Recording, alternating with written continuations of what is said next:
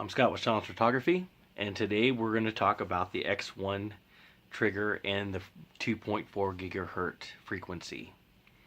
Here we have an X1, we have a Young Newell 2.4 gigahertz, we have a Elinchrom Skyport 2.4 gigahertz, and we have this off-brand China-made trigger, which is a 2.4 gigahertz system itself. These do not talk to each other. They are completely different. Even though there are 2.4 gigahertz, every one of them has their own sub-frequency. So none of them communicate with each other. The same way with your Canon flashes, your Nikon flashes, your Profoto, your Broncolor, your Alien Bees, they all might be 2.4 gigahertz, but none of them communicate with each other. If you have a Seconica light meter with a Pocket Wizard module on the inside of it, it is not going to work with this X system. The only way to get this X1 system to work with any of these other other units is you have to add the X1 receiver to any one of these. So, just like a radio station, you have FM and AM. All the channels on FM have their own frequency. Even though it's FM, it's its own frequency. Therefore, it has its own channel, like 103.7, 96, 98, 99, whichever you want to go. Even with television, channel 7, excuse me, channel 3, channel 6, they have their own frequency. So therefore, they do not communicate with each other and cross-interfere with each other. If they were all the same frequency and sub-frequency, then you would only get whatever one was closer to you on your television or your radio. You might get cross-interference, even though it's two different frequencies. You might get cross-interference, and that's the reason why there are different channels on the X1, because of cross-interference. It doesn't mean that it's communicating with it, it's cross-interference, and this signal is stronger and is causing disruption in that frequency.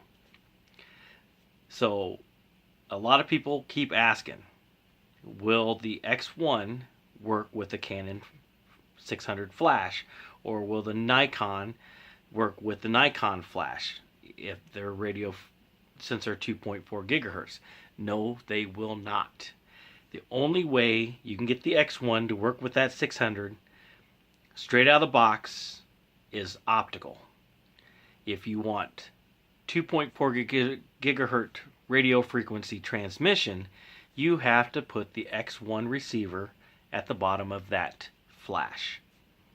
So, if I wanted to fire this bunch of triggers or receivers with this, I put an X1 receiver underneath this, and this will fire, it'll trigger this, and it'll fire the receivers for this unit. Same way with this one right here. If I want the Elinchrom Skyport to fire with the X1, I can put this, sure, I can shove it right there in the hot shoe of the X1. Same way with this one. Same way with this one.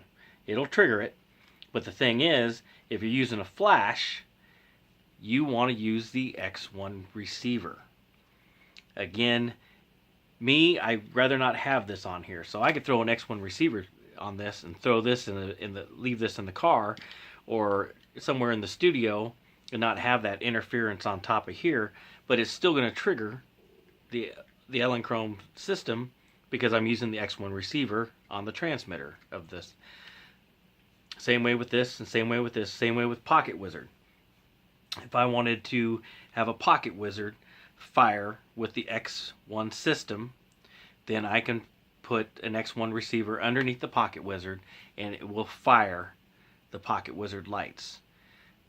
Or I can just go and get the X1 receiver and plug it straight into either any flash or anything I want because it has a sync cable on the side. Again,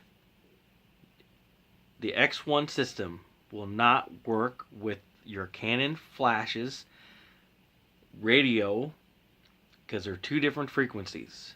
If you want to fire the X1 and use an Canon 600 ET or EX or whatever it is, you have to use the X1 receiver underneath it.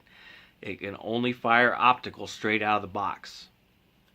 Okay, my name is Scott with Sean's Photography, and thank you for watching.